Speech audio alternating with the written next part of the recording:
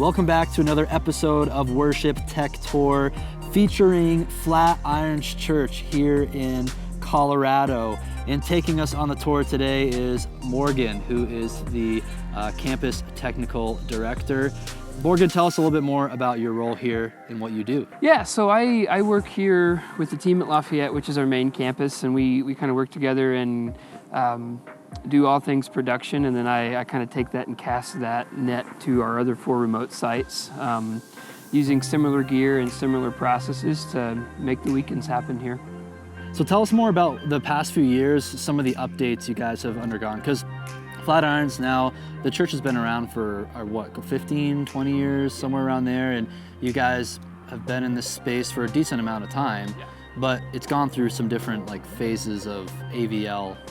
Yeah, so pretty much what you see in this room is we've, over the past 5 years or so, we've moved to LED displays versus projectors. Before they just had projectors galore, and now we've moved into more just LED content, LED Scenic content.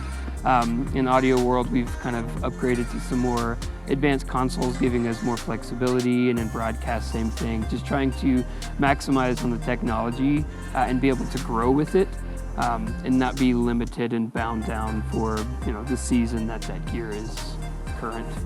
Well, I tell you what, man, I was watching your guys' broadcast a few weeks ago, and I was just blown away by the sound, how it looked. So whatever you guys are doing, it's awesome, the final result. So I'm excited to kind of dive into the weeds with you guys here today and just learn more. So for you guys watching Tech Tour, if this is your first time, we're going to kind of talk about the different categories of AVL. We'll start with the audio world, and then we'll talk about kind of the visuals of lighting and the LED displays.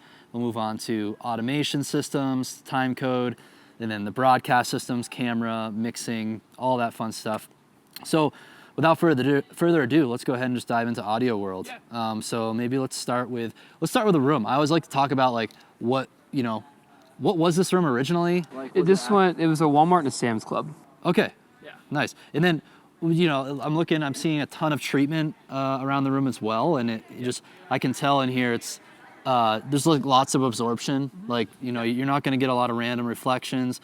It's a very large auditorium with 2 stages here, but have you guys had to do any recent updates to treatment, or has this been kind of set the same way? Yeah, most of it has been kept the exact same. You have the baffles in the room, in the roof, the stuff on the wall. The only thing that we've had to change since the original install of the building is on the back here. We had to take the panels and we had to kind of tilt them down to be able to throw the slap back into the room and not back onto the stage. On the things that, because this room was pretty echoey, so that was kind of the big change, was trying to cut down on the slap back off the back wall. So any slap back that does, any audio that does go there, it just kind of absorbs it, and what doesn't just kind of gets knocked straight down. Nice. Yeah, great. So that's the acoustic treatment in the room. What about the PA system? Yeah, so this is the original install in the room. It's the JBL Vertec. You got just the normal configurations with the subs on top, and then the boxes down below, and then we have the downfills and kind of the outfills that you kind of see, which are the bigger boxes. And we just kind of use those mostly for talking, but for kind of filling in the gaps that the PA doesn't fully cover. And that's pretty much the PA. It has a lot of punch, which kind of is what we kind of go for here at Flatirons. Is we want to be able to maximize and capitalize on the dynamics of a song. So if it's a really quiet, intimate song, we can fill a room with that. But if it's in your face, a rock song, we want to be able to bring that energy and make the PA be able to keep up with it. Totally. Awesome. Then let's talk about how we are capturing audio and mixing audio. So first, let's talk about this mixing console. I've never seen this guy before. Looks like a fantastic piece of gear here. So yeah, tell us what we're looking at. Yeah, so this is a Lavo MC Squared 36. It's actually a newer console. We've only had it for we got it a couple months before Christmas, so we're still kind of dialing it in. From my experience with it, and we could talk for hours about this console. It's a pretty limitless console for what it can do, but we we're bound down to like channel count and stuff like that. But as far as like scalability of this particular console, if you can imagine it, the guys at Lavo can more than likely figure it out for you. What we, as far as like our signal flow and stuff, is all of our inputs on the stage hit a rack room and hits inputs that are Grace preamps with Dante cards. So all of our audio and stuff is fed over Dante. And then with the bridge, we're converting it to get it into this console. And then from there, we have waves set up, obviously, and we have the capability of doing it on all channels. Right now, I want to say we have it set up for 128. And then, so it's just Wave Super Rack, and he's got all of his plugins and stuff that he's doing. And so again, it's a pretty limitless console. It's got really cool features that I know about, at least, that like flip channels. So like if you need to quickly get to a channel that's like track bass or regular bass, like instead of going through pages, you can set it up in a way to where you can quickly jump around. Oh, wow. So instead of, let's just get a closer look at what you were doing there. So you're saying instead of having a huge, like you have banks of faders, but even on an individual fader. Yeah, so like here he has like snare trigger, snare sample. He very rarely uses samples live, but if he needs to quickly get to them, he can just kind of jump between them without having to go to multiple pages. Same with like his vocals. Like he's got vocals 1, 2, 3, but instead of like taking up 5 vocals, he can quickly jump to vocal 4 or vocal 5 without having to do it. And it has all kinds of other cool features. Again, if you can imagine it, they can probably figure it out. Yeah, I'm not super familiar with you said Lavo? Yeah. Brand. Yeah, but where do we usually see these consoles? Like what other types of venues? You're going to see them, and as far as like live, you're not going to see it in too many places. Most of the time you're going to see a Lavo console, you're going to see it in the broadcast world, Olympics, ESPN, news trucks, things like that. Like that's where you're going to see a lot of their consoles, where they have high channel count and high like flexibility and needing to be able to control things in ways that your standard like console can't do. What am I looking at right here on the screen? Sweet. So it's just kind of a patching system. So every week when they're getting ready to reset the stage, they just go through and they create this basically this Excel sheet with, you'll see like mic choices, Lavo like inputs, CL5 inputs, which is what we use for monitors in the back, as well as kind of naming. So it's just kind of a centralized patch sheet that's color coded for, you have drums are blue, usually instruments, inputs are green, vocals are purple, crucial things like teach mics and host mics are red, computers are in blue, or blue tracks are yellow. So he just kind of breaks it out by color so he can, and he also has it on the iPad that he has on stage, so he can quickly get to things and know, like, as he's setting up for the week. Adam, is that making you excited over here? Oh, yeah. Seeing that? I'm going to have to. Adam's our organization nerd, so it's important. It's important, guys, to have a good patch sheet to know what's plugged in where. And let's kind of move on to, while we're looking at the sheet too, maybe just talk us through, like, you know, it's important to capture quality audio at the source of the instrument or the vocalist. So what are you using for microphones and such? Yeah, so for mics, we use Electrosonics for all the wireless stuff. We change capsules out a lot, but most commonly what you're going to see is either an SM58 or a DPA de facto with a 4008 capsule put on top of it. Those are kind of our two most popular choices. It's really dependent on the vocal, who's singing and what we're trying to capture. Same for any wireless packs, all electro, like in-ears are electro. Everything is... Electro is the wireless system? Yeah, all the wireless stuff, Electrosonics. And then for preamps, in the back, we've got 4 Grace preamps, which we really like them. One, they have really great quality gear, but secondly, it's a local company here in Colorado. Oh, cool. And they have incredible preamps with... they have card slots in the back, so if you have like Maddie or Dante or whatever your protocol is, you just slap the card in, and you've got Dante control of those preamps. So what channels are you running into the preamps, or what sources are running into them? So pretty much any instrument that you see that's not line level already is going to go through those preamps. Anything that's line level, we have something back there that it takes line level sources and breaks it out over Dante. So like drums, we have a drum rack that has 2 Grace preamps in it, so 16 channels at the drums, and then 4 in the back for stage inputs, room mics, you name it.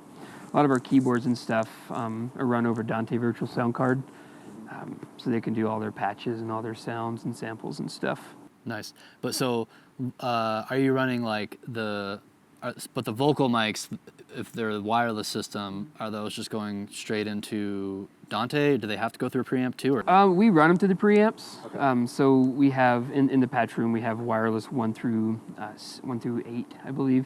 And then we can patch it, in the patch pages, patch it right into those Grace preamps. Yeah. Explain why one would want to invest in a nice preamp like that. There's a couple reasons. I mean, I guess it's kind of a debatable topic as to why, but for me, and really for us, we're trying to be able to capitalize on the best gain staging, sound quality, all of the things, just to be able to drive something and not have to worry about running into things like distortion and things that are just kind of we want this to be nicer, so for us, it's important to get the source right to begin with. So we'll spend a lot of time on drum tuning, keyboard sounds, really the vocals in general. So from that point, once it hits the preamp, we have the best possible source that we're working with by the time it hits the console. Yep. Yeah, because then when it hits the console, a lot of the hard work's already done. Yeah. So. Can you control the preamps from the console? No, so we have there's a software, and I can open it up real quick. And Adam just asked if he can control the preamps from the console itself. I should have got you a lav mic, Adam. Sorry. We'll try to fit into next year's budget. Okay, so that's how you're controlling the Grace preamps right there. That's cool. See if it'll connect. Sometimes it does, sometimes it doesn't.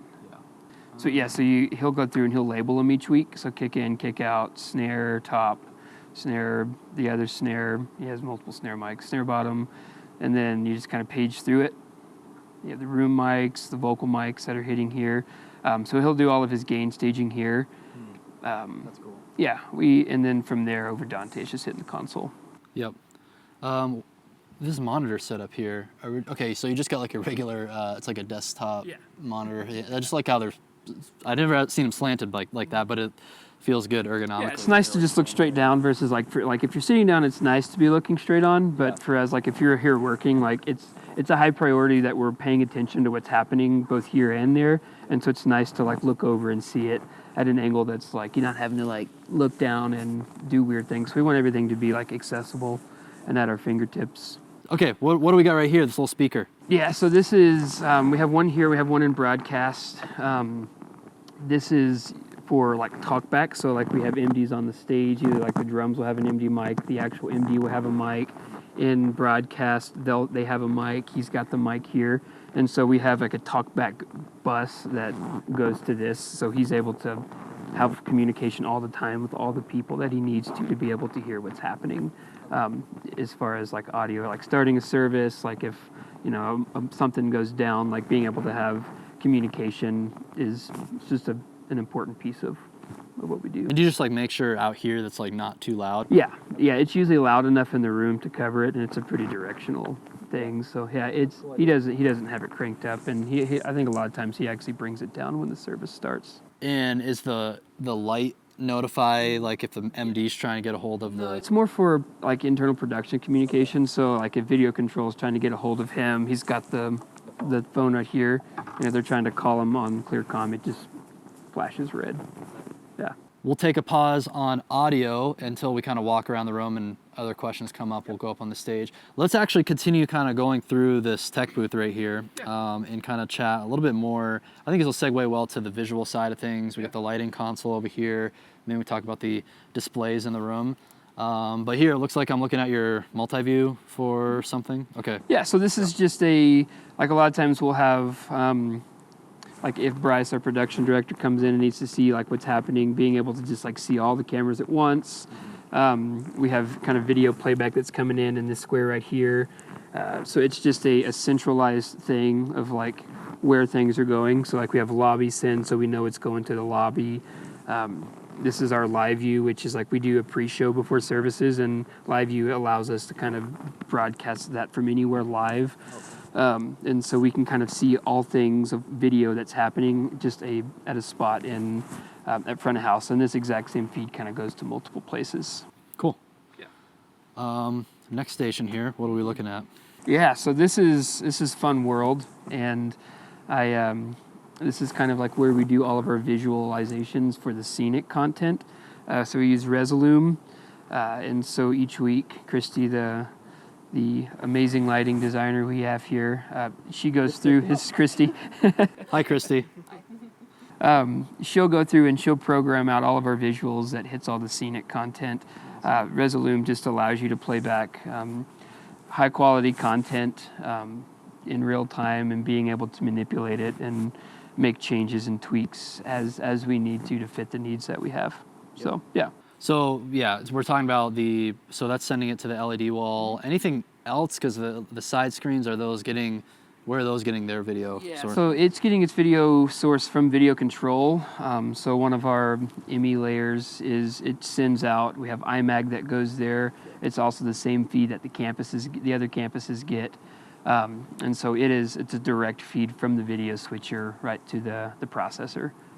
And then for all the Scenic content, we have 2 other processors that we're driving it all with. Got it.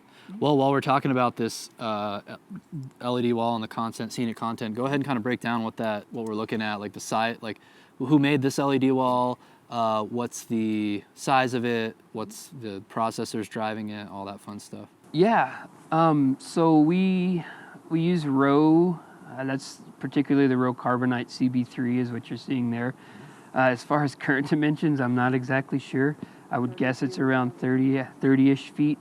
And we're just, right now we're sending Scenic content to it, as well as lyrics during worship, and then our creative team, like if we have any videos that need to track time code that are part of like a special or part of a teaching moment, we create custom content in-house to kind of fit the resolution of that wall. Mm-hmm. And driving it, we have 2 Brompton SX40s that drive. I think currently right now we're just powering it with 1, but we have a second one ready to go if we have to kind of expand on this current set. Awesome. Yeah. All right, moving on to the lighting world here. Yes. Love it. Yeah, so this is Grand MA 3. I call it the Grandma. It's a newer console. We've had it for over a year now. It is, as a lighting guy, it is the most incredible lighting console I've ever touched. I've been pretty familiar with Grand MA 2 for a while, so I still know hardly anything about this one because Christy does it all because she's the bomb. But as far as like lighting and stuff that we're controlling, particularly we really like the brand. Is it Roby? Roby, right? Yeah. So we've got Roby LED Beam 150s for our wash lights, Roby Esprits for like any kind of profiles that you see, and Roby T1s for the front lights. We also, for kind of like the bars that you see, those are the Chauvet battens that just came out recently. The vertical bars, yeah. Yeah, the vertical bars. And then we have various other things that we'll throw in and substitute from time and time again. Yeah, that's about it. We like to keep it like simple and clean, but with a nice, like the ability to have a really nice punch. Yeah. So, yeah. The console itself it's pretty advanced. Like I said, I don't know a lot about it, but one of the ways that we use it is like we try to set it up really well so that a volunteer can come in and run it, so Christy doesn't have to like feel the pressure of doing it every single time. But the thing that's really, really cool about it is like she can set it up in a way to where like a volunteer is controlling what's happening. But if there's like a bump or a hit that's like super, super like time critical, we can still have time code controlling those elements of the song, which is cool. And the time code engine itself is like super precise. So like you can nail a hit to an exact frame of the time code that's running. So nice. And for time code, the advantages of that being like, because I see your Ableton sets right here, right? And that's where the Ableton does time code. Yeah. Right? And then that's what's talking to your lighting console to cue things? Yeah, absolutely. So as far as like Ableton and timecode and all of that world, we have a tracks rig on the stage, and it's sending out just a timecode signal that's hitting the audio console, and from there we try to break it out so that everything's kind of hitting it at the same time. Because with Dante, with Dante you're going to run into different latencies and just that world is what it is. And so using Ableton and using DVS, we're kind of limited with how we get timecode out of those computers. And so what it's doing is after it hits the sound console, we're sending an audio line directly to the back of the console, and it's tracking to the frame what's going to happen. So video can be tracked to it. We've got lights that can be tracked to it. We've had lasers at sometimes. We got a guy who does the lasers that comes in. So all of our equipment is aligned on one clock. And so when there's big hits or big moments of songs, like we do a lot of specials, like rock songs, you name it, country. That's one of the unique things about Flatirons, right? Like not a lot of churches, you're like, it would be an opener or even in the middle of the service, it'll just be secular song and Yeah, for sure. Yeah, we go for it sometimes. I was looking on your YouTube channel, and that was like some of your most viewed videos are the covers, which is pretty awesome. How many views those videos get, and even like some of the older ones, like they're just so much fun to go back and watch. Just to kind of see the progression of where we've come from and where we're heading and stuff. So, yeah. And I guess the cool thing about timecode, because in our world we do this automation on a very just kind of scaled down version. You're just using MIDI, but with timecode, if they jump around the timeline in Ableton, it all tracks, right? Yeah. Whereas MIDI, you have to worry about re-triggering things the wrong way, and It does track, and like this console is probably like the most precise with the tracking. Like some of the video things, like there's a little bit of lag that kind of happens, but it doesn't take long for the things to jump right in. Because Resolume also has the timecode? Yeah, Resolume can track timecode. The way that Resolume works, so like if you have timecode running to it, like it can't be a video with audio. It's just tracking like scenic content, visuals, effects, and stuff like that. In video control, we use Pro Video Player if it's a video that needs to track with audio. That's timecode, yeah. Great. So this computer, it's Christy, right?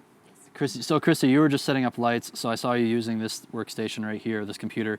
Is this a screen share? No, this is my personal laptop. I've downloaded the session onto it. Oh, perfect. And then we use this little guy to do all the stuff to talk to the MA. Yeah, what is it? Oh yeah, the iConnectivity interface here. Yeah. And so I can hear the headphones. And Oh, awesome. Morgan helped me route all that. Yeah. It allows her to like program just kind of in like her realm without having to mess with the band stuff, because they come in and out during the week getting stuff dialed in and tweaked. But we do send out a master session that is what goes to all the campuses. And How far ahead do you guys get these things planned? yeah, so usually Thursdays, a week before their worship is kind of finishing content. So if it's a big special or something, they'll send us like a reference track with click and cue and time code.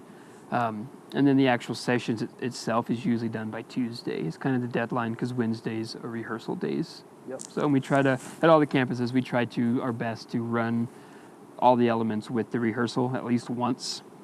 And then we do an all-staff like service preview. We call it a preview on Thursdays, where we walk through top to bottom of the service to try to take it in and experience it and get through all of the bugs and the messy parts without the volunteers here. So when they come in, we're maximizing their time. Nice. Yeah. Awesome. One thing I didn't talk about or we didn't cover was your controller here with Resolume. So that's just a quick tactile way of... Yeah, there's like certain times, like sometimes we'll have a volunteer position, or if somebody's running lights and Christy wants to do it, it just allows us to have another layer if like we don't want to timecode something, to be able to put the different elements of Resolume on faders, and like you have the like the layers here and the columns and stuff, and then you can control what's happening. You can make the effects live. It's just a standard MIDI controller. Yeah. So what's this computer running down here? Yeah, so this computer is running Resolume. It's just your run-of-the-mill Mac Pro. Cheese grater Mac Pro. It's got an 8K DeckLink card in it. It's got 2 of them. At Christmas and Easter, as far as like when we do set designs, they're pretty insane. And so we need a lot of processing power. Like Christmas this year, we almost wall-to-wall did an LED display. And we actually built Colorado on the stage. So we built a cabin. We brought in 2 tons of dirt and like mountain dirt, pine needles, you name it. Hills, fake snow.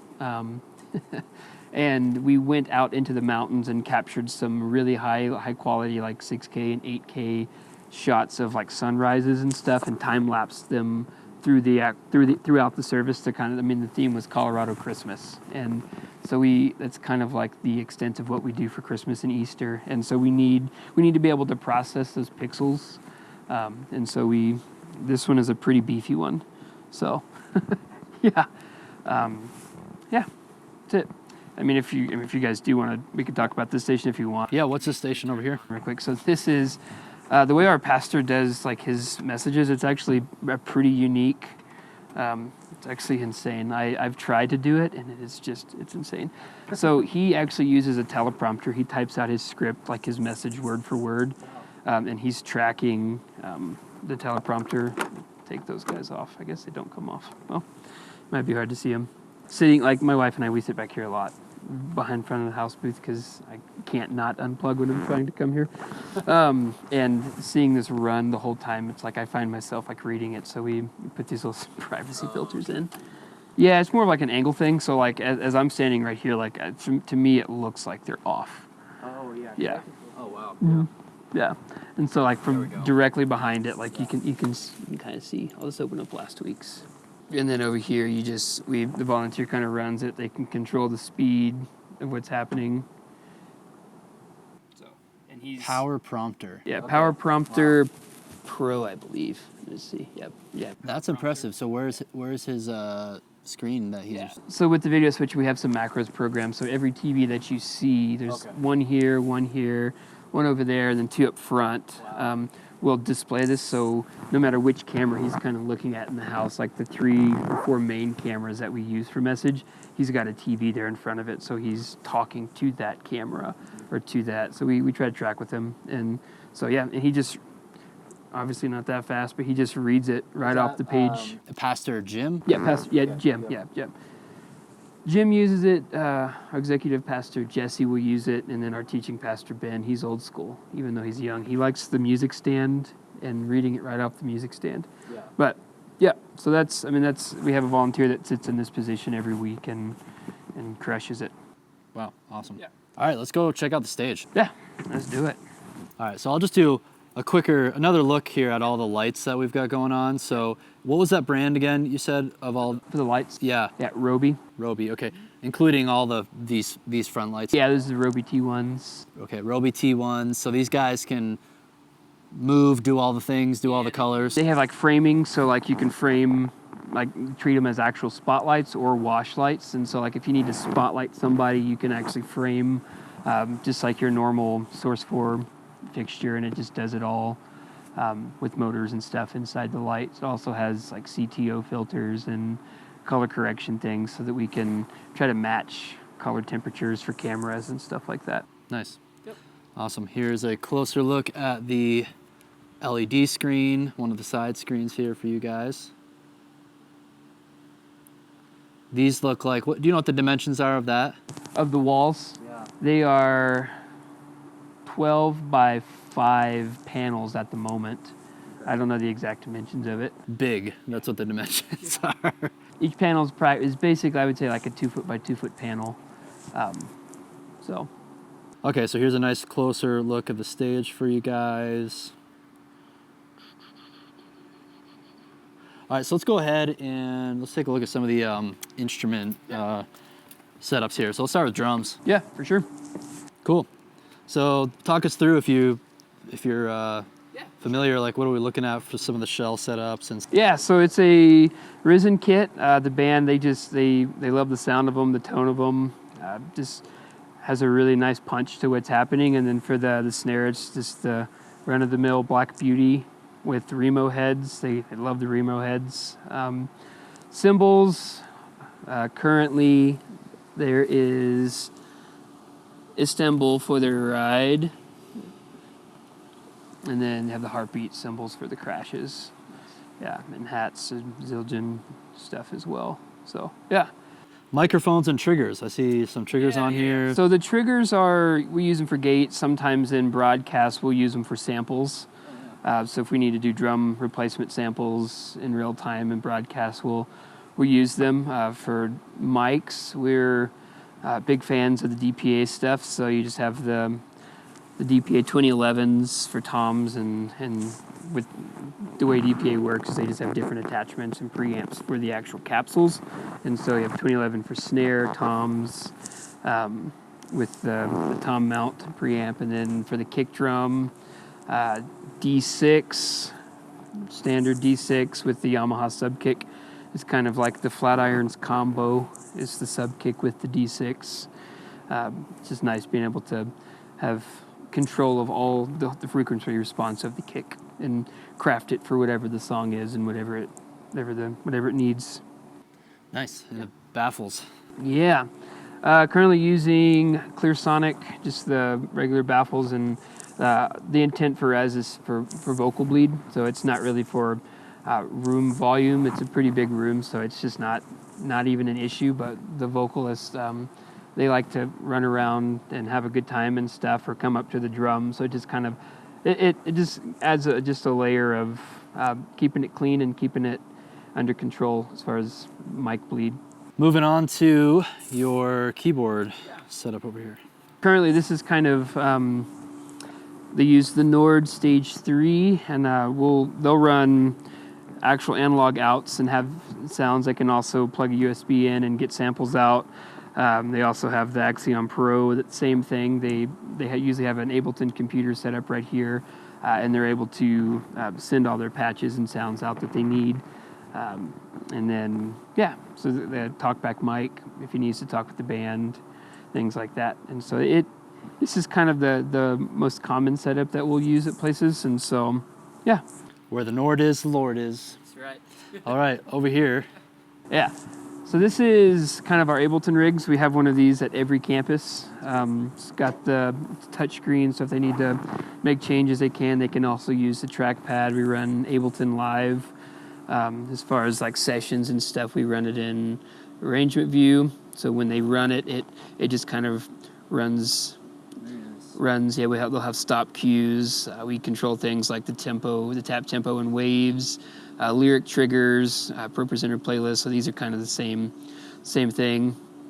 At campuses, we have analog vocal tuners, and so we can control the keys at campuses. And so, yeah, that's pretty much it. They'll have loop cue, stop. Analog vocal tuners. Yeah, Antares. It's Tascam Antares vocal tuners, so we can do auto tune and all of that fun business. Nice little, is this like song numbers or something? Yeah, or? song numbers. Yep. Stop, play and stop. Red net for if it's by the drums, the MD is at the drums, they can just plug their headphones into there. Currently, it's set up for our electric guitar player. Oh, cool. So this little rack will just roll around to whoever. Yeah, we have like different size little table things for it that we can kind of sit it on. So if it's a standing person, it can be taller. If it's a sitting person, it can be shorter. He usually runs it into, he has a MIDI controller pedal that he's using to kind of fire the songs. So it's a pretty flexible thing. It's got MIDI built into it. There's iConnectivity Mio 10s inside of all of them, as well as UPSs. So if sometimes we do have like power brownouts or things like that, we're trying our best that this machine's not going to go down during the service, since it's kind of controlling what we're doing. Okay, yeah. So you've got the Sonnet rack mount Mac Mini. That's cool. Yeah. So that's the computer running Ableton. Correct. Yeah. Okay. Yep. And then the UPS for battery backup, power supply. Yeah. What'd you say? So, are you just using Dante Virtual Sound Card? Yeah. Dante Virtual Sound Card, and then there's MIDI on the back, so you can link up to keyboards, you name it. We've got a MIDI connection as well as USB, and it hits. It's kind of hard to see in there. We've got a Mio in here, and then our Dante switches. So nice. Yeah. Some custom racks we had built. So. And who does all your integration? Summit. Yeah. Summit has tried and true. And they're like 2 minutes from you guys, so you better. I was gonna say something. I just want to make sure like we say the right name, integrator, so I don't throw random ones out there. But cool. These particular cases were designed by a company called Circle 3 Designs. So we kind of took, if you've seen the Waves LV1, they have like the short rack, and you can see the the touch panel and stuff. We needed more rack space for all the MIDI stuff and the switches, and so we had these guys custom fabricated for us, and then got them integrated. Do you have like Monitor World back here somewhere? Yeah, it's just right around the corner here. try to keep it the proximity close for the band. They have iPads and stuff, but if they're back here before they got to go out and they need to make a quick change and the iPads aren't ready, we just have a CO5. We like the CO5 because it's like the most user-friendly iPad app out of all of them, at least in our opinion, as far as like customability and being able to find what you need and set them up really well. We just don't want them to have to be guessing or trying to search. We want them to be able to go out and just be comfortable and be able to just lead and not have to worry about my mix isn't working or things like that. So this is it. And then these are the in-ear packs. Yeah, these are the Electro in-ear packs. Yeah, they're incredible. I like this. Adam, is this just making you really excited back here? I took a picture of this. It's great. The tape wall, yes. The tape wall looks awesome. We go through it. Yeah. Just marking spots on stage and stuff like that. Yeah. And then you've got some. Are these your vocal mics? Yeah, those are the Electro mics, and currently the DPA capsules on top of it. Yeah, you can. The DPA stuff's cool because you can. They have multiple different capsules, but this bridge kind of stays the same. And so if you want a different capsule, whoa, I just dropped it. Hilarious. Yeah. So yeah, you can swap out the capsule. Why Electrosonic, right, versus Shure, Sennheiser, other brands? Yeah, I mean, at our other campuses, we have Shure Axie stuff, and it's great quality. I think for here, we wanted to just try something of like a different quality and a different approach, and that's... Is it better than Axient? No, I mean, my opinion, you could probably ask Bryce, and because he's like the guy who can like hear the difference in things. For me, like as a guy who works with the Axient stuff at campuses a lot, there's no audible difference. Yeah. What's the green and red buttons? Yeah, so down here in the monitor pit, we have a stage manager, and so we have specific cues for when the band needs to go out, like in the message or something, and so we just have a dial. And red means like we'll send a gather cue, and they'll gather backstage, and it'll be red when they come out. And when it's time for them to go out, we just dial it in, and it turns green. We have a couple of these boxes backstage, and so it tells the band, hey, it's time for you guys to go out and start padding and get ready to transition back into worship. Nice. Yeah. And then you said stage manager station down here? Yeah, so it's a volunteer position. So they're just kind of keeping the service together, communicating to all the people. It's kind of dark down here, but so we've got for teach mics, like host and teach mics, we use the Sennheiser, I believe 6000 series stuff, and so all the batteries are here, and so we have these here so that, same with the wireless mics, they can see when the stuff is on, so like we can give the pastor a thumbs up, like, hey, your mic's on, you're good to go. If not, we can run one out there to them. And then for the computer, they're just tracking the script, the message, like Planning Center Live, all of that stuff, and so this is just kind of where they live.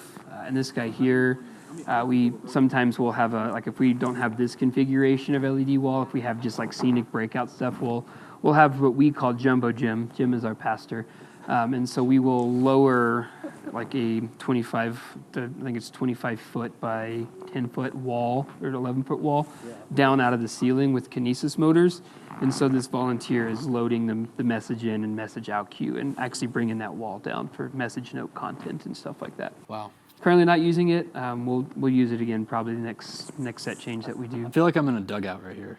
Yeah, this is a cool place because like you can see people, but as long as these lights are off, like they can't see you, so you can be moving around out here and like you're not. I mean, you see the people, and it's like, man, if I did something, it would be super disruptive. But it was designed very intentionally to where like you can kind of see what's happening everywhere, but not be a distraction or in the way of what's happening. Yeah. Yeah. This is kind of patch room. This is kind of a cool room. So these are kind of sub amps here, and outfills and just some other things. We use QSYS and other things for a lot of our processing, but for like some of our CobraNet conversions to get the PA and stuff like that, we use the London Blue. Just weird things like that.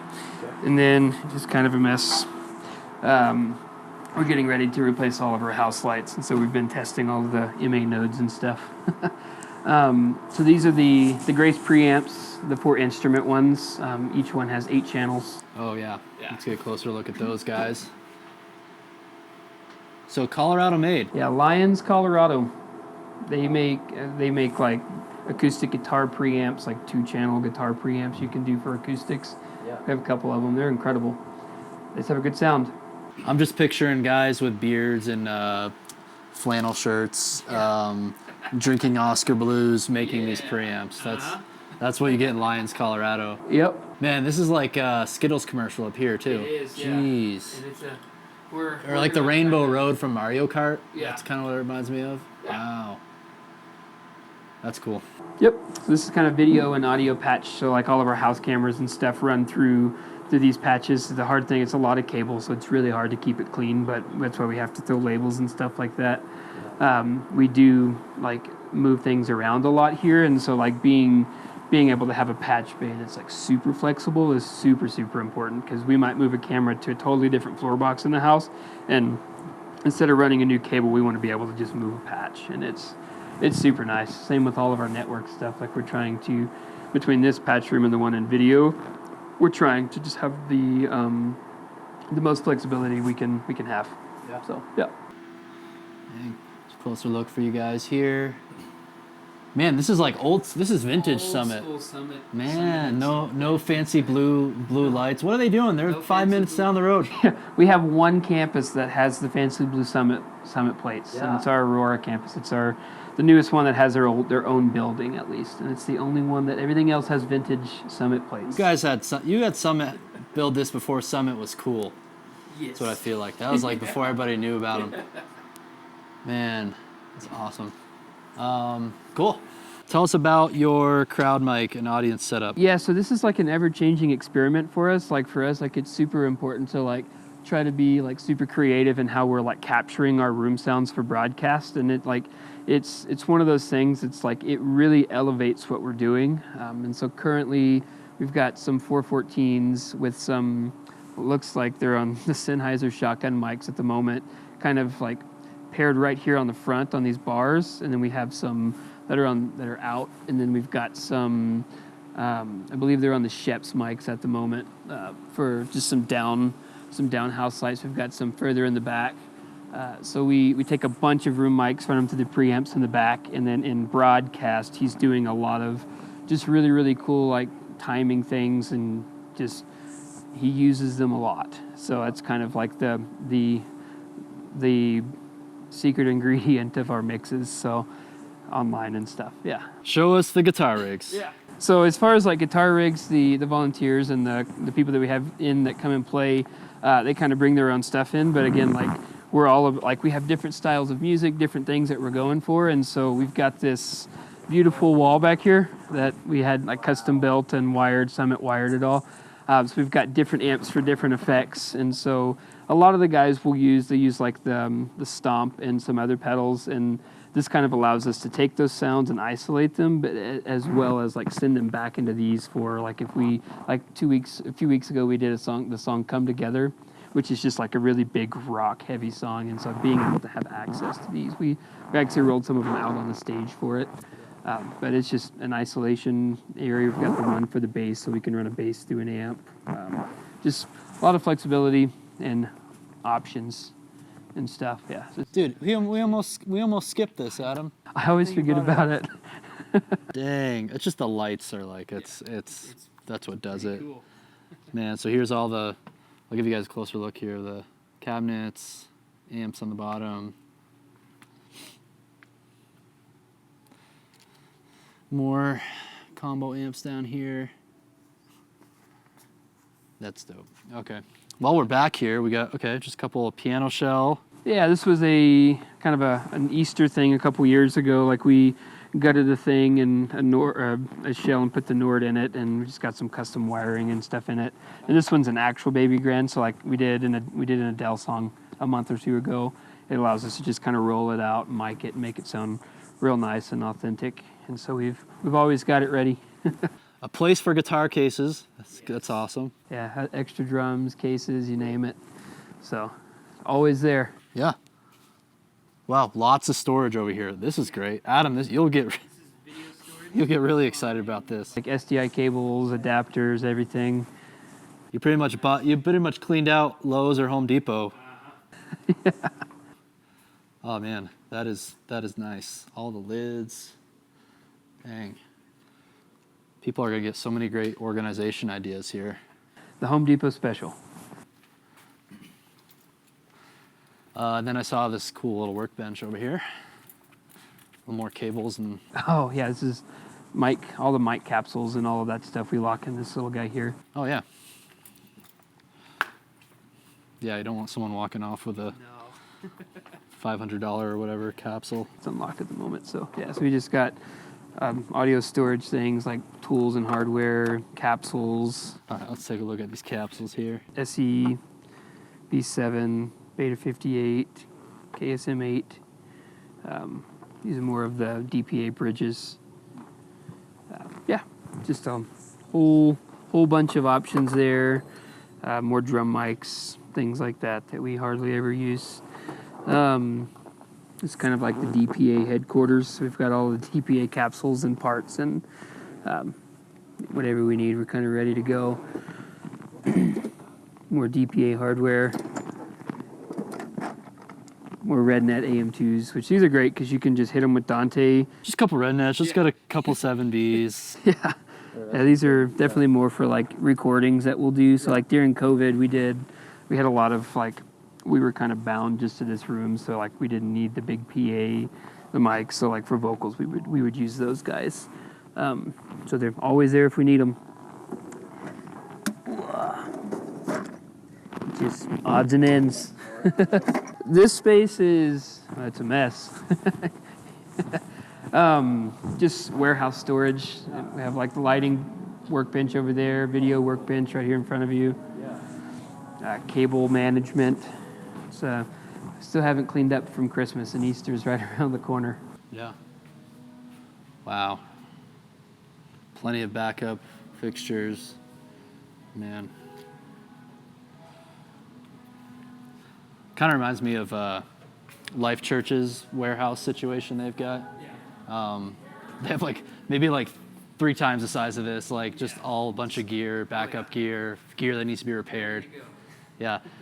Because this is like gear that supports all your campuses, right? Yeah, it's like if something goes down, like we try to have like at least 1 or 2 extras of things, and so we're not, especially in today's world, like if you order something, it takes forever to get it sometimes. So we're just trying to be ready. So we've got this kind of storage facility, and then we have like the systems team here. They have another smaller warehouse where they've got like parts, like XLR parts and other hardware gear. So if something does go down and we can fix it, Tony, our systems engineer, is always on it. So How many other campuses are there? there's 4 plus this one, so 5 total, just all throughout the Denver area. All right, here it is. It's video control. Turn a couple things on. Wow. Very nice. Okay. These rooms always just feel like space launch headquarters or control mission. This room particularly carries the nickname Space Control, right? Yeah, Space World. There you go. Yeah. So this is Space World. All right. So let's do this. Let's talk about camera, like the video switcher setup. We'll go out in the auditorium and talk about cameras and the stage plot, or like where the camera plot, I guess, where they're at. Yeah. And camera bodies, lenses, but yeah, what are you guys using for the video switching? And then it looks like, do you have like shading and stuff like that in here too? Yeah, so this is like the main switcher. 4A is the company that we went with. So what you're seeing here, this is what hits IMAG, it hits campuses. It's all just kind of bundled into this one thing. And then over here on this other switcher is the broadcast switcher. So they're sharing cameras, sharing inputs. They have to kind of share communication with cameras, and it's a fun little way of doing it. So broadcast and IMAG and campuses, and so we have 2 different directors that are calling and cutting live on Sunday mornings. Yeah. Nice. And then what's this workstation here? So this computer here, CG1, we use ProPresenter on it, ProPresenter 7, and all of the band's lyrics and stuff are in this guy right here, so that we use MIDI to automate them. So we've got, the 5 songs for this weekend.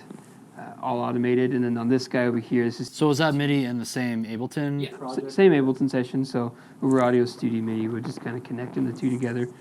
This one here, the CG op is kind of manually running things. And so if triggers go down or something goes down, they're ready to go here. And then they, with the macro button press on the switcher, it reroutes what stage display they're seeing, what's hitting the screens, and just a quick button press. And then message notes and all the service elements like countdown, if there's host slides, all of that stuff all comes from, any graphics comes from this machine here. What is going on right here? This is like audio control. So with QSys, really from the front of house console, he's got buses. So he's got like talking buses, clicks, cues, drum bus, band bus, Vox bus, and canned content bus. And this is just a small mixer for these speakers that you see in here. And so audio, like right now, there's click coming through it. And if you want to bring it out, you can bring it out. And so depending on there's kind of different preferences for whoever's directing, so it allows them to kind of create the environment and the mood that they're going for. So sound-wise, yep. And then this is just a router panel. So if we need to make a quick video route, we can do it right here. We've got these kind of stationed in various places. We've got one in the back, got one in this patch room, one in the other patch room. So wherever we're at, it just allows us to patch things without having to run all over the place. I'm seeing you got the Sonnet expansion chassis that are deck links in here. Yeah, the deck link, I think Duo. I want to say that's the model of it. So each one is doing that, and then just key and fill, see the SDI out of it. So, yep. Let's move to the back table here. So this guy, this is our broadcast producer station. So here they're checking Resi for online. They're checking. We have AJ Key Pros, where we're kind of sending video to, which that's what these two screens are, Key Pro A and Key Pro B. We use those for various reasons. I mean, some of the ones I can think of is, I believe this one it's hitting an AJA like 4K thing, and so this quadrant, it's recording all 4 quadrants as one 4K input, and then we can split it up into like 4 different outputs. And so if like the pastor gets sick and we've got the jumbo gym set up, we can quickly replay like a wide camera shot of the message that he's already recorded on the jumbo gym, while also having the iMac cut that's also recorded. So you have a pre-recorded package that's kind of displaying and playing back. They can take we also record the same thing but for individual videos, and so the broadcast producer is taking the broadcast cut and putting it into all the places that it needs to go, as well as communicating out to the online team as well as campus team, like service times, all that stuff. All that stuff just kind of takes place right here in this broadcast producer position. And this machine, we call it CG4. So this is like all of our canned content, like video playback. Like this is primary video playback for like countdowns, the pre-show content, all of that stuff plays from there, and then CG2 is just a backup for it. So we always try to have something that we can fail back to. A high like priority and value for our church is excellent environments, and so we want to eliminate any like interruptions or obstacles that's going to get in the way of somebody experiencing Jesus. So being able to have something to fall back to, it avoids those moments of like awkwardness when like video's not playing and you're just like, well, what's going on here? And so that's kind of what these two are. We use Pro Video Player for this video playback instead of ProPresenter because it allows you to track timecode with it. And the more recent releases of Pro Video Player have proven to be pretty stable with timecode. So we have been enjoying that. Nice. All right, let's go on to the next. Yes, this station is our AD. So they various jobs. They usually have like a stack of paper with we call them bass scans. So it's basically a walkthrough of the song or something. And so they're calling out cues. So like if we know a drum lick is about to come or a guitar lick is about to come, they can call it out to get the mobile ops or other cameras like, hey, go get in position and get ready for this. So they're calling that to the director as well as the camera ops, and even like sometimes we'll have like shader control, or a couple weeks ago we dropped the frame rate down to like 10 frames per second for just like a cool video effect. And so this person is able to like keep track of all that stuff and kind of call it out to the masses, as well as dropping the Resi queue for campuses. So this is Resi, so like the service will be playing here, and then if they need to like drop a queue, you can add a queue, and we have it set up to where all the campuses get that queue whenever it's ready. So they're usually on like a 3 to 4 minute buffer, and so that video pops in 3 to 4 minutes before they need it usually, and they can fire and hit play. Wow. Yeah, and this is training. So if we have a trainer, somebody who's training, they'll just kind of hang out here and observe what's happening. Shader control. We've got all of our cameras. You've got the color charts and all that fun stuff that me as not a video guy, I have no idea what it does, but it looks cool. These are the ROPs, so it's kind of controlling the frame rate switches. We for worship, we shoot everything in 24 frames, and for all talking, we shoot it in 60 frames. And so these particular panels allow us to make that switch in real time and really quickly. And so it's something that we started doing a long time ago, and we've just kind of stuck with it. Yeah. So it's just a cool, it creates a cool level of creativity to what we're doing for the music side of things. So, yep. Our shaders they shade in false color so that we can quickly get to the proper exposure that we need, as they're in charge of 4 to 5 cameras each, so that we can quickly move around, make notes. We have the dirty feed on the monitors back here, so they can make notes during the service. If we come out of a blackout, hey, we're going to this camera, this is what it all needs to be set at. So yeah, this is Bobby's video director. Yeah. I understood about 60% of that, but no, it's like the false color thing. Talk a little bit more about that. Someone who's like myself, who's not super familiar with the reasoning behind it. It's like, so even though it's black in there, you can actually see what's correct. So you're looking at it through a different color palette. So red is blown out. So if I turn off false color, you can see it's just all this white. Oh yeah. You can't see. Okay. So we can just see what's really, really high. Oh, you got a cool right little onto image someone's right here. face. Yeah. So this is the pastor. The 60 to 70 range is the flesh tone that we're kind of trying to get to. Yeah. So we can quickly tell if we're overexposed or if we're underexposed. Oh, that's cool. So if it's blue, it's underexposed. If it's red, it's way overexposed. So we know which direction to increase or decrease our ISO. Yeah, that's awesome. Wow. Because all that, the camera operators aren't worrying about that because it's done here. Okay. So they can focus more on intentional shots. Yep. Man, teamwork makes the dream work. I'd say that the role that was most surprising to me was this audio director. AD, you said? Yeah, assistant director. Or assistant director. Because I don't even know what AD stood for, but assistant director to the video director. Assistant to the video director, right? But man, that's so, because there's so much going on. It's like, even to be a video director, to know like, just, when's that guitar solo coming up again, or just random stuff like that, and to nail it. So, wow. Okay. Well, I would like to go and, actually, before we go out, this is kind of cool, this TV. You just have a planning center? Oh, there's a step there. Yeah, we use it for various things. So we're hitting with ProPresenter as well. We, like for when the volunteers and the band and stuff comes in on Sunday morning, it's just we'll update the schedule as well as have like this week's current planning center flow. We'll also sometimes throw planning center live on there, or if we need to do game film reviews, so sometimes between services, like if we need to talk through a transition or something, we've got a preset set up here where we can press a router switch, and it takes this KeyPro thing that we recorded and throws the game film on this TV so we can watch what's happening, as well as the multi-viewers are recorded so we can kind of see the other camera shots, and we can kind of review like something that happened, or if we need to talk through it. So we've got a way to quickly play it back.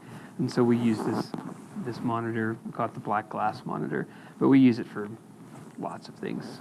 This is just the equipment room. Oh, okay. Nice. It's a fun room to just look at. Another Summit staple. Okay, now we got the cool lights. This is the newer version of Summit. Yeah.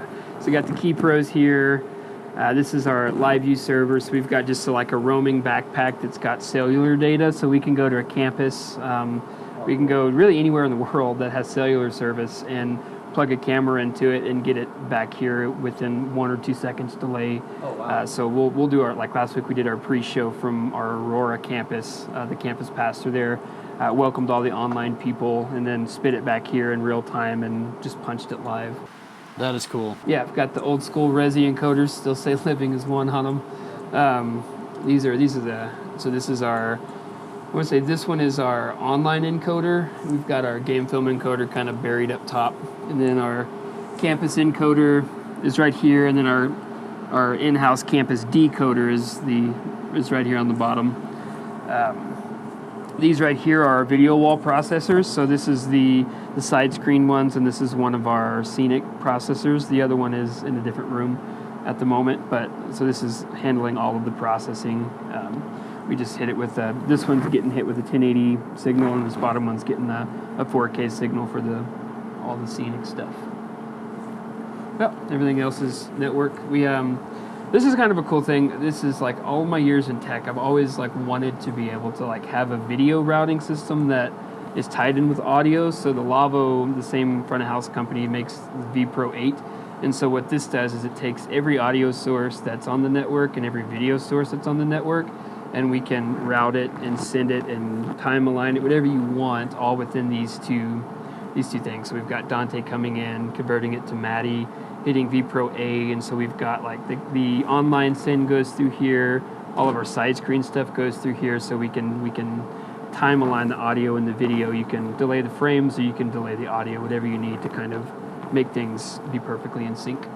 Yeah, is that one of the reasons, since you guys are so obviously broadcast centric in your goals, like going with Lavo and them having more of, obviously being more of a broadcast audio tool just makes sense, right? Like those types of things. Yeah, for sure. Absolutely. Yeah, awesome. Yep, that's the room.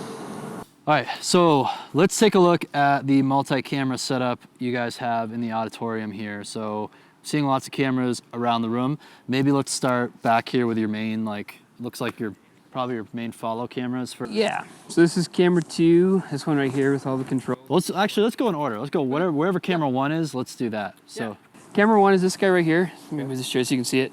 It's a lockdown shot. Nobody's operating it. It's a kind of a stager wide shot that we use for message notes. So when we have a message note that pops up, we'll cut to it, and we do like floating text message notes, so it doesn't hit the back screen, but it's kind of, as far as the way it's layered, it's kind of like kept within the back screen.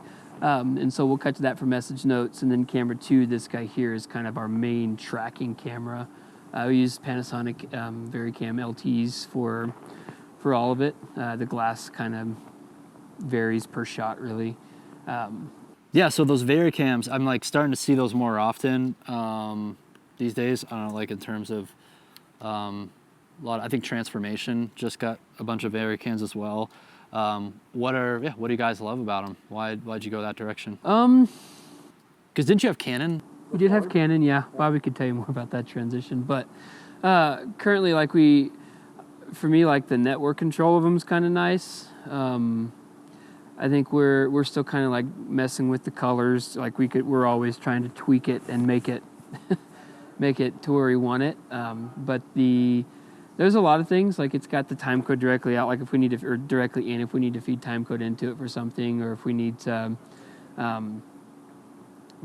get the dirty and the clean feed out, like it allows us to do that with flexibility, as well as like the package of it. Like if we need to move like that camera from one spot to another spot, instead of having to take this like big hunk of a camera, it's just such a small package to be able to just move. Like I said, we do like to move around a lot, like camera choices or camera spots and things like that. So yeah, it's just it's nice and it looks good. What's the sensor size on that? That's gibberish. Super 35. Cool, awesome. And with resolution, are you like capturing in 4K and downsampling to 1080, or is it just all 1080? Okay. 1080 all the way. Awesome. Yep. The main reason why we got it was the 24 to 60 frame rate switch. Okay, these can do the special 24 to 60 switch. Okay, cool. Awesome. So that's camera 1 and 2. Yep. Let's move on to camera 3. Camera 3, same LT camera, same setup. This is kind of like the go-to, like failover camera. So like if something happens and we don't like that shot, like we've always got this person ready to go. So they'll use it for like tighter shots of worship leaders. They'll catch band members doing things. So it's just another tracking camera, follow camera. Yeah. Yeah, maybe tell us about some of the accessories like that you've built onto this thing with like you get like the monitor selection. I believe that's an Atomos monitor. It gets hit with the dirty feed, so we can kind of see what's happening. We've got the zoom and focus control on the front. We've got the lens on it, and then in front of it, this is kind of a new addition. It's a tilt-a-frame, so we can do like drop-in filters. So a couple weeks ago, we did like a star effect for Rocket Man, and so it kind of took all the lights and kind of made this like star flare effect at any light source. And so we'll do like drop-in filters and things like that. So 4 is up here. That's the Dolly camera goat. Yeah, so we got camera 4.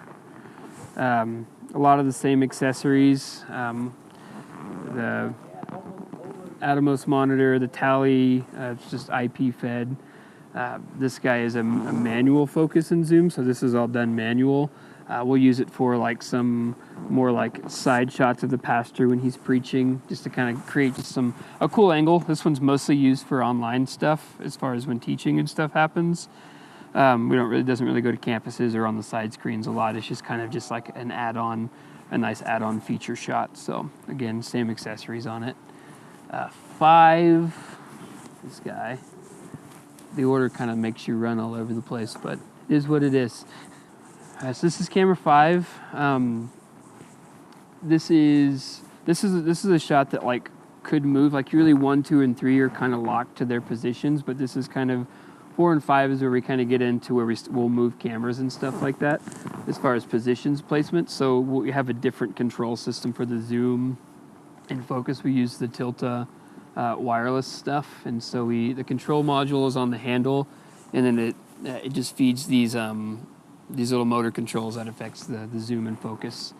So that's the only different accessory for this one, but everything else is the exact same. And so it might be here, it might be on a pole, kind of further out in the room, just kind of depending. And then all of the like main teaching cameras have the TV in front for the teleprompter.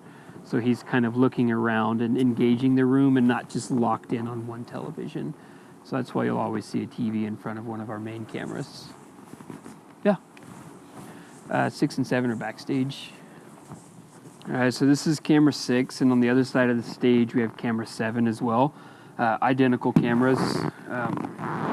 It's got a little smaller Atomos monitor on it. Got the tally. Everything else is pretty much the same. It's just kind of a manually operated zoom and focus, and so it's got the umbilical, as we call it, the cord, and so the operator just kind of has a nice little wooden handle on the side. Just allows them to have just that flexibility to move around and get the angle of the shot that they need. Yeah, and these are all, I saw quite a few of these are just the Canon Cinema lenses on them. Yeah. Nice. All right, so same thing, you said this was 6 and 7? 6 and 7, yeah, 7 is identical on the other side. Yeah.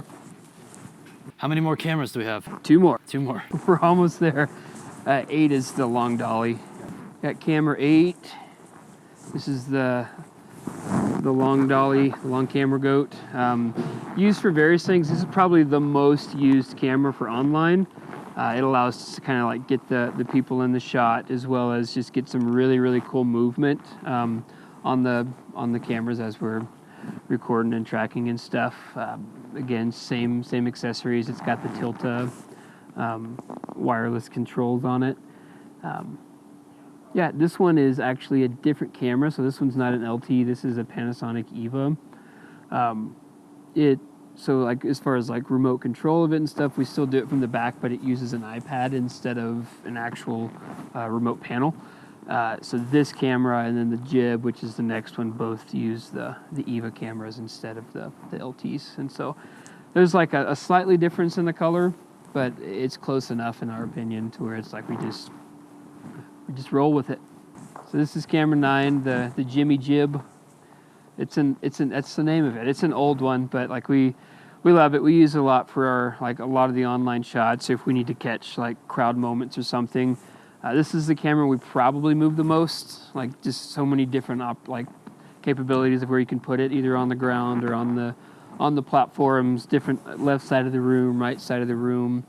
Just it's a constant moving thing. So, and it is a pain in the butt to move it, but same camera on the front as the camera 8, the EVA with the tilt controls, and it feeds the SDI down the pipe and hits the Atomos monitor up top. So Nice. yeah, that's cameras. That's it. Nice. 9. Broadcast mix room. Yeah, we'll go there. That's a different part of the building. Thanks, Bobby. All right, we walked a mile away, and we are in the broadcast mix room. Wow, focus camera. Sweet. So this is the room. Our guy Brian, who does it, this is kind of like his home base. He can feel isolated, but it's also like a really, really cool room. So this is the bigger version, or the full console of Lavo, the MC² 56. They have a couple other even bigger ones, but it's like you don't need it in this instance. So same setup as far as like the way that it's configured and stuff. It's got Waves Super Rack in it. They use Pro Tools for tracking.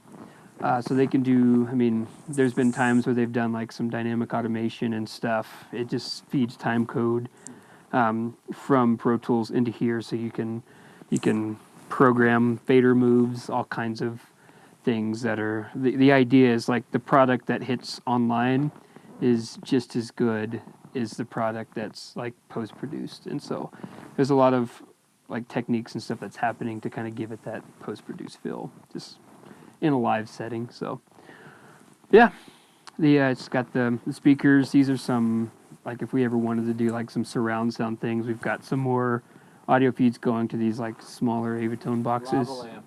Yes, the lava lamp. I haven't seen one of those in like 25 years, man. He loves that thing. Yeah, we've got some analog inputs down here at the bottom. Pearl Mimic, they'll load triggers into this guy. So you can load samples, kick, snare, tom, hat, whatever you want. You hit it with the trigger. Then they're doing all of their triggering and stuff from inside the Pearl Mimic, which then comes back into the console for their sample blending and stuff like that. This room, man, the treatment of this room, it looks cool, and but it sounds great too. Yeah. It's a good sounding room. That is a cool, what is this, like a diffuser or something? Okay, that's pretty cool. Wow. Did one of you guys make? Who made it? I have no idea. Somebody at the church actually made it, from what I can remember. So it's been a while. And then in this room is kind of the, we kind of share a closet with kids ministry, so excuse the mess. So this is all the brains and stuff for the, like all the Lavo stuff, the Waves, SoundGrid, and the Mac Pro for Pro Tools. Oh yeah, nice. At the Avid Sync, and yeah, all kinds of goodies. So, well, let's land this plane. Morgan, thanks so much for your walkthrough of this, and you're talking earlier to us about your team, like, but let the viewers know kind of how many people do you guys have on a Sunday, like how many volunteers, and what's it like managing all of that? Yeah, for sure. So usually on a typical Sunday here at the main campus, there's 5 staff and about 19 volunteers to pull off a weekend. Most of the positions outside of audio are volunteers, and so like as far as like volunteer training and stuff like that, like we spend a lot of intentional time with them to kind of develop them so that to where they can feel comfortable and do it on their own. So it's a lot of the things that you see, like the people who are touching it, are the actual volunteers, and it's something we really value. Well, thanks again so much for taking time to walk us through this amazing setup. Guys, make sure you go to Flatirons Church website. Just Google it, look them up on YouTube. Flatironschurch.com. Okay, that's what I figured, but you never know. It'll definitely come up on Google. And yeah, thanks so much for what you're doing with you and your team. It's an inspiration to a lot of other churches seeing your setup here. Make sure you guys come check this out too if you're in town on a Sunday and just experience it firsthand. That's all we have for today's tech tour. I'll leave you with the scenic view of this fireplace. Please like and subscribe, share it with all your friends in worship ministry. and we'll see you guys next time.